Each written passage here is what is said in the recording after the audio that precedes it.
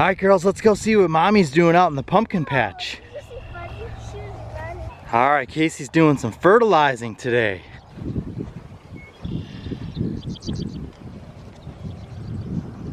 Today we're out here fertilizing our pumpkins. We are growing them a lot differently this year. We've done a lot of research. We're really trying to do our best in having a successful pumpkin patch. It's been a few years and we're kind of like, all right, we got to do something. So when we first started the pumpkins, we added in a great compost, and that's what we seeded them in, and they took off great, as you saw in the last video. If you didn't see that, we'll put a little link right above here, right above my finger, for you guys to take a little peek at that. And so today we are fertilizing with all-purpose 10-10-10.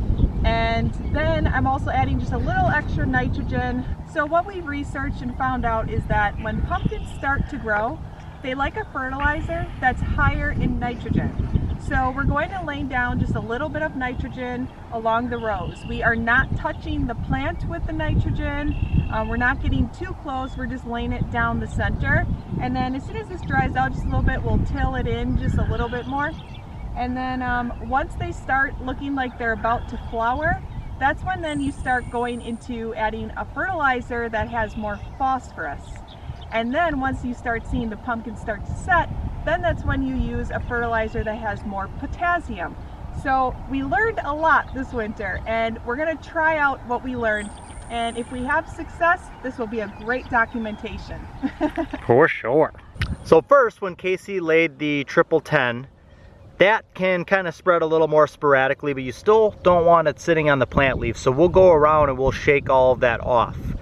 Now she laid about half the amount of what they recommended for the 10-10 because she is sprinkling down nitrogen. So we didn't want to overkill. So all I'm doing is going down the rows and just lightly sprinkling because we already have some nitrogen. When you're using fertilizer, there's always a set of 3 numbers. So the first number is nitrogen, the second one is phosphorus, and the third one is potassium. And like I said, when pumpkins start, they like to have more nitrogen. So we use the 10-10, which is an even number of all of them.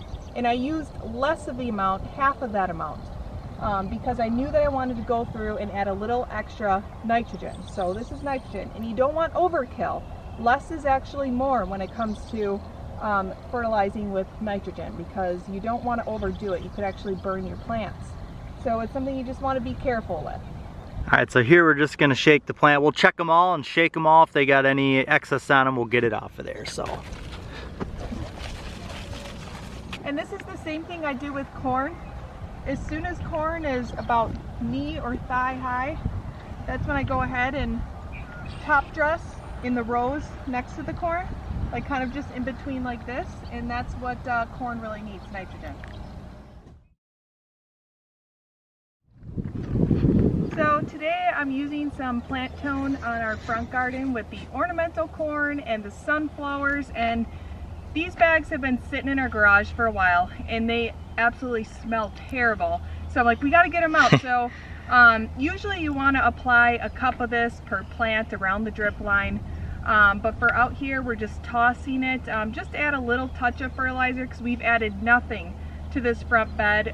We're not looking to really invest a ton of money in this front bed because it's not going to really produce produce for us. It's more of just for entertainment and having a little path through the corn maze and for family fun. So we're just going to kind of throw out whatever we have, which we've had this on hand for quite a while.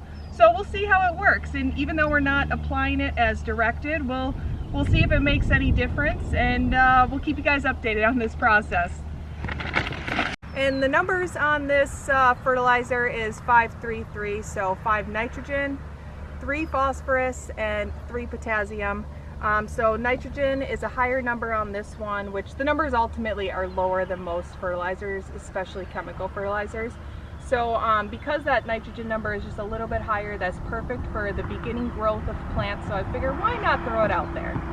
Like I said, this stuff does not smell great, and this is what we've always used in our garden, so we've always kind of planned our fertilizing around family gatherings in our raised beds and stuff. But now Espoma makes a liquid feed which doesn't smell like this, and it's wonderful. We also have been using a new liquid fertilizer called Thrive. It's a fish fertilizer, and we've been actually enjoying that just as much. So we don't have all those funky smells in the garden this year, which has been fabulous. Yeah.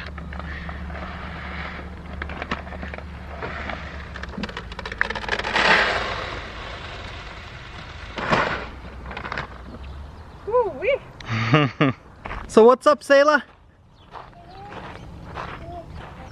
Okay, you gonna go for a ride through the gardens? All right.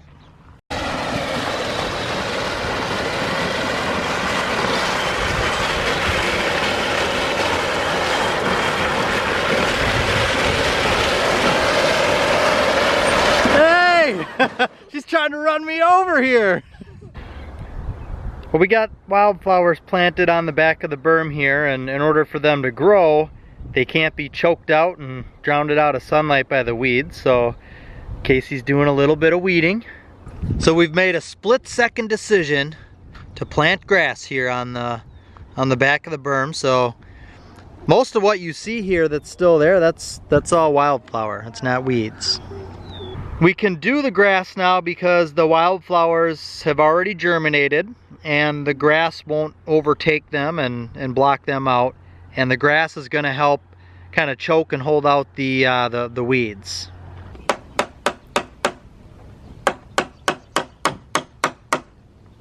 All right, what are we doing over here?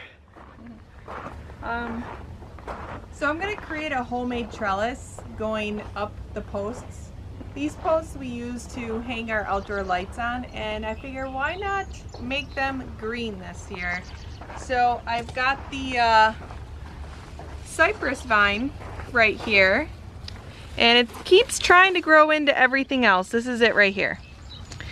And so what I'm doing is I'm actually pounding nails in, and I'm doing them on different sides as they go up. So kind of like a stagger. And then I'm gonna go ahead and I can go up higher too, but I think for now that might be okay. So what I'm gonna do is just kind of tie it around there so it's nice and tight. And with jute, it's natural, so it may get a little loose as it goes through weather, which is fine because it's not permanent. But here, I'm gonna go like this.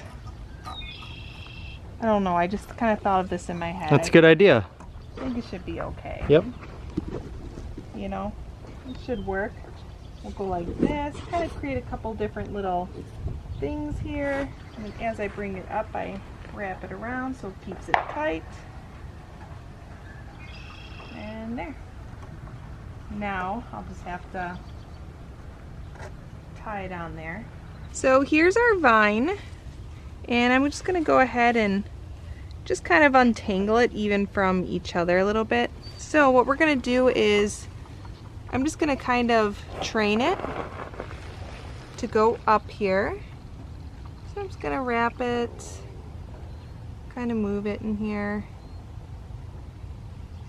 get it to go up. And once we're near the top, I like to kind of keep twirling it right where it's at, so that way it just kind of holds. And there we go. So there's that part. And then we've got another one here. I can't wait to see those go all the way up the post. I don't know if they're going to go all the way up, but they're pretty vigorous. Close, so, yeah. I think it'll be pretty close, but the flowers are so pretty. But even if it didn't have flowers, look at this like greenery. Isn't I love that gorgeous? It's almost like a fern. Yeah.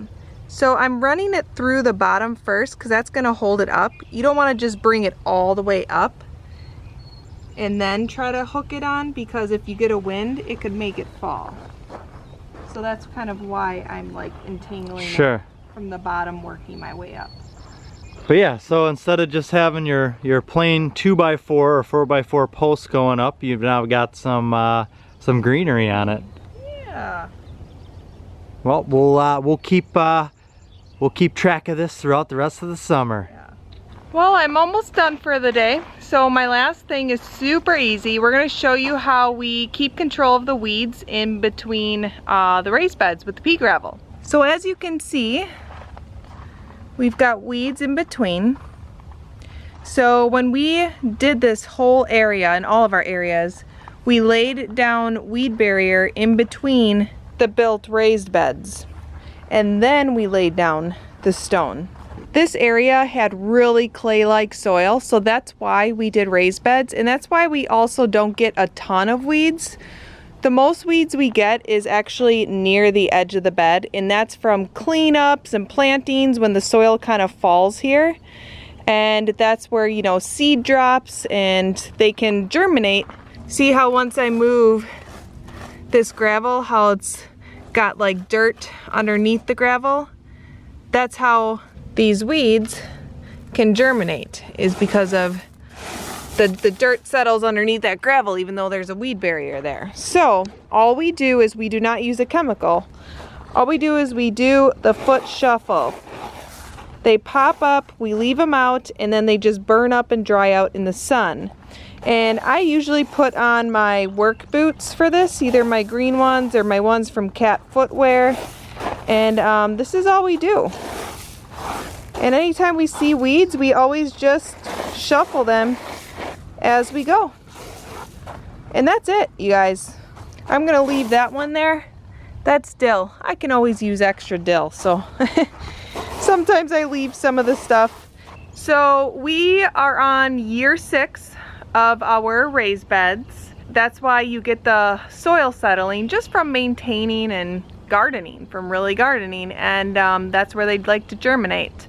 So over here we have some tomato seedlings starting, and these were dropped from the cherry tomato that was here last year, the sun sugar.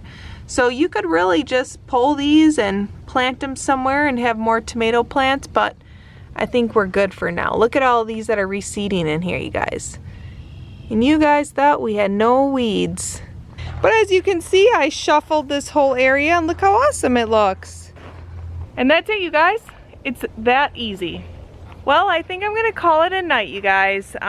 It's been a long day and I still have to go in and edit this video for you guys to watch. So I hope you enjoyed this video today. Hopefully we've given you a few ideas or tips or taught you something new.